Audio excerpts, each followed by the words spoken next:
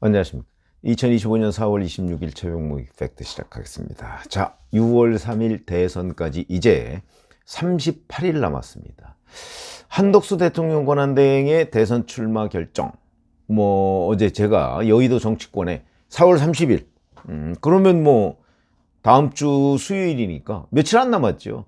그게 유력하다 이런 설이 돌고 있다. 이렇게 얘기했는데 그 근거라는 거는 한미 관세 협상에 대한 보고를 받고요.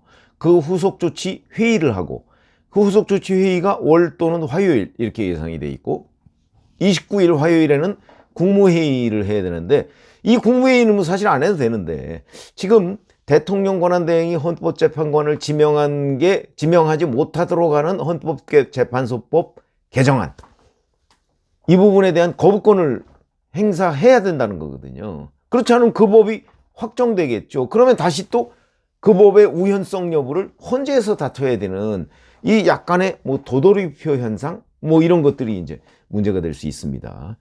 그러다 보니까 이 헌재법 거부권을 만약에 29일 화요일에 행사를 한다면 행사하고 바로 사퇴하면 그 사퇴한 효력은 29일 0시부터 시작하기 때문에 거부권 행사가 무력화된다는 거죠. 그러니까 29일에는 사퇴를 못하고 그러면 이제 30일 이후에 사퇴를 해야 되는데 5월 1일은 또 노동절, 5월 3일엔 국민의힘 최종 후보 선출, 5월 4일은 공직자 사퇴 시한 이러니까 시간이 없습니다. 그러니까 4월 30일이 가장 유력하지 않느냐 이런 이제 계산법 이런 것들이 여의도 정치권에 파다하다. 저도 가능성 있다고 봅니다. 물론 국무회의에서 전격적인 불출마 이런 것들도 점치는 사람들이 있습니다. 이거는 이제 최근에 지지율이 생각보다 그렇게 빠르게 확산되지 않는다. 이런 불안감 이런 것도 하나의 요인이 될 수가 있겠죠. 그러나 전체적인 흐름을 보면요. 전격 불출마 그런 건 별로 감지되는 게 없고 오히려 출마 행보가 명확해 보입니다. 그 이유는 이제 한덕수 대행 주변의 지인들의 전언에 따르면 이재명 정권이 이제 출범할 가능성이 높아지는데 이 퇴행적 행태를 누구든 나서서 막아야 된다. 나도 거기에 도움이 된다면 힘을 보태겠다. 아마 이런 의미로 보인다는 거죠. 이재명 정권이 탄생하면 말로는 성장 얘기하지만 실질적으로 그 정책들을 경제 관료의 또 경제 전문가의 입장에서 보면 이거는 성장이 멈춘 나라가 될 가능성이 있다. 그걸 막아야 된다.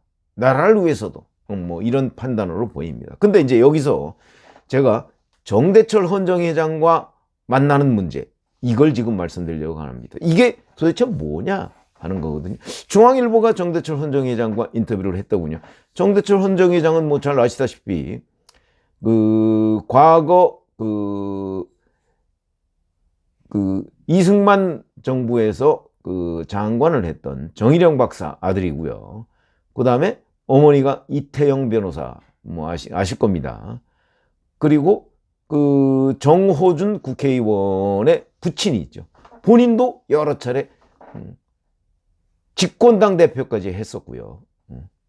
노무현 정부죠. 그렇기 때문에 정치에 관한 한 정치 3대 집안입니다. 자, 어제 아침에 한덕수 대행한테 전화를 받았다는 거죠.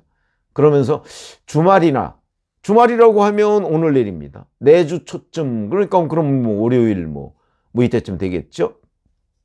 만났으면 좋겠다 이런 전화를 받았다는 거죠. 물론 통화를 하는데 대선에 관한 언급은 없었지만 이게 이제 정대철 회장의 전언입니다. 한 대행이 출마 관련한 논의를 하려는 것 같다 이렇게 얘기를 했고요. 열흘 전에 그러면 대략 한 15일 4월 15일쯤 되겠죠. 이때쯤에 내가 대선 출마를 권유했을 때는 형님 저 정치 못합니다 이렇게 손사래를 쳤는데 오늘은 이건 이제 어제 얘기하는 겁니다. 먼저 형님 얼굴 좀 봅시다 이렇게 말을 했다. 그러면 상황이 변한 것 아니냐 이렇게 이제 나름 해석을 하는 겁니다. 정대철 헌정회장은요, 그 한덕수대행의 경기고등학교 서울대 5년 선배입니다. 정대철 회장은 경기고의 서울법대를 나왔고, 한덕수대행은 경기고의 서울대 경제학과를 나오고 하버드 대학에서 경제학 박사 학위를 받았습니다. 자, 그런데 이제 그러면 이게 정말 자문을 구하려고 하는 것이냐? 제가 이제는 대선에 한번 출마를 하는 게 좋을까요? 아닐까요? 이렇게 자문을 구하려고 하는 것이냐? 아니면 그 이상이냐?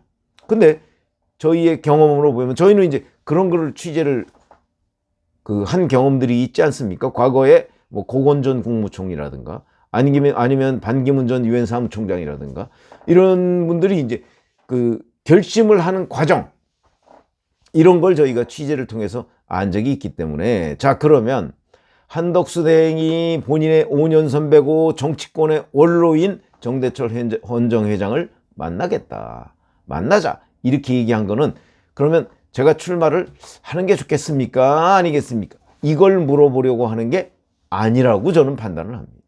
과거 예를 보면 무슨 얘기냐면, 이미 그 정도가 되면 출마를 결심을 하고, 그리고 원군을 확보하는 차원이다 이거죠.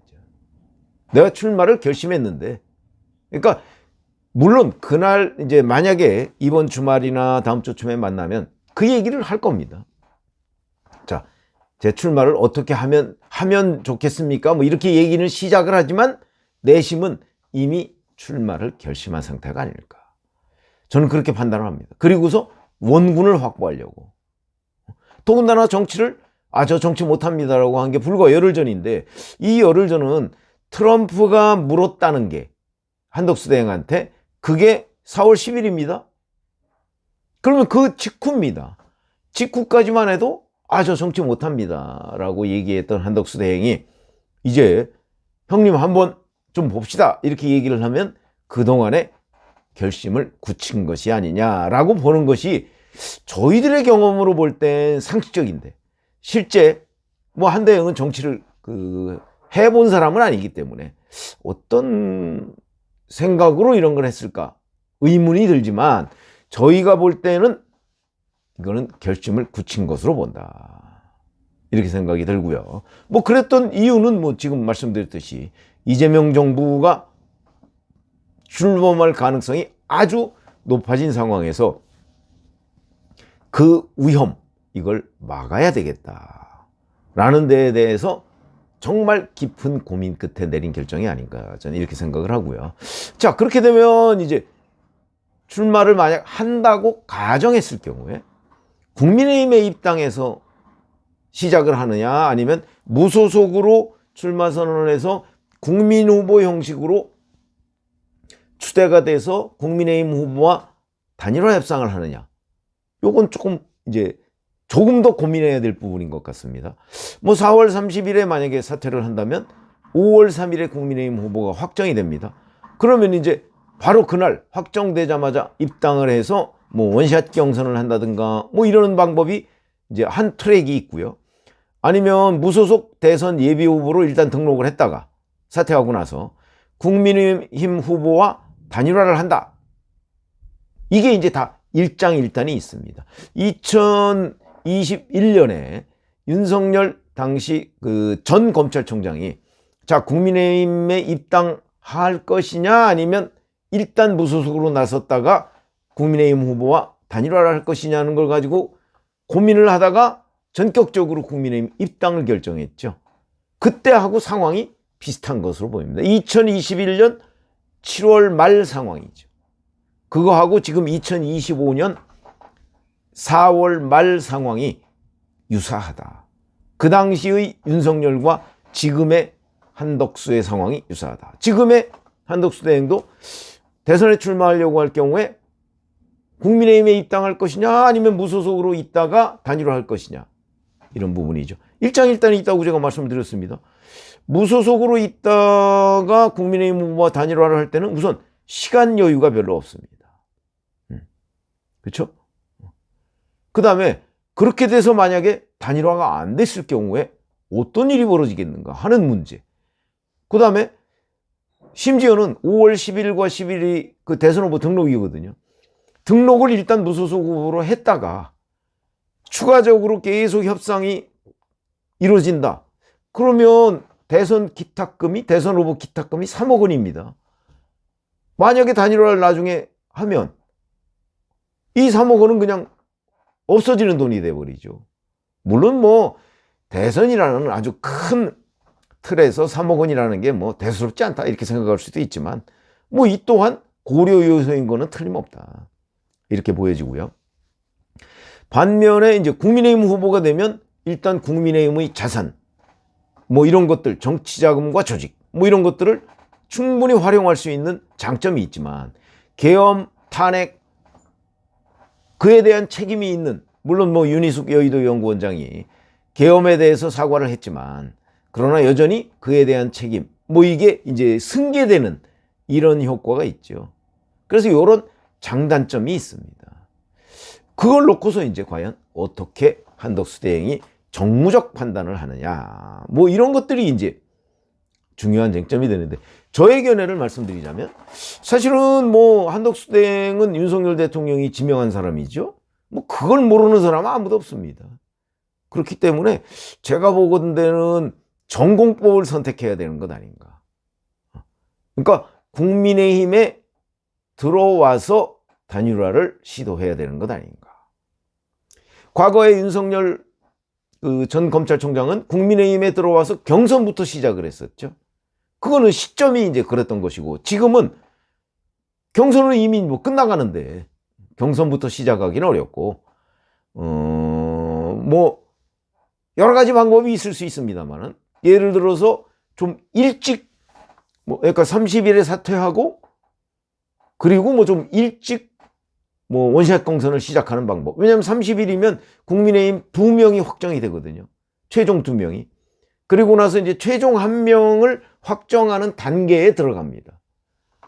그러면 그때 뭐 포함시키기에는 이미 너무 늦었고. 그러니까 5월 3일 결정이 된 뒤에, 국민의힘 후보가 1인으로 결정이 된 뒤에 또다시 뭐 원샷 경선을 한다든가 아니면 협상으로 단일화를 한다든가 뭐 이런 것들을 결정하는 것이 조금 더 현실적이지 않을까.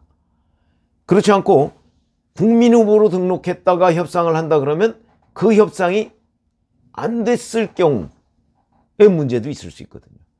그러면 국민의힘 진영의 그 어떤 분열 뭐 이런 것들이 이제 충분히 우리가 예상할 수 있는 대목이죠. 그런 점에서 본다면 전공법, 제가 2021년 7월 8월 이 시점에도 저는 윤석열 후보가 국민의힘에 입당해야 된다고 제가 주장을 했습니다.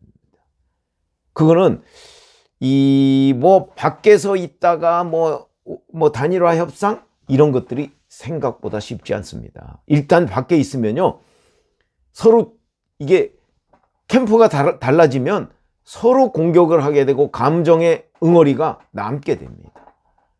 그렇기 때문에 일단 협상을 하더라도 들어와서 하는 것이 정무적 판단으로는 옳다. 전 그렇게 보는데, 그건 뭐 한덕수 대행이 이제 어떤 선택을 하느냐에 달려 있겠죠.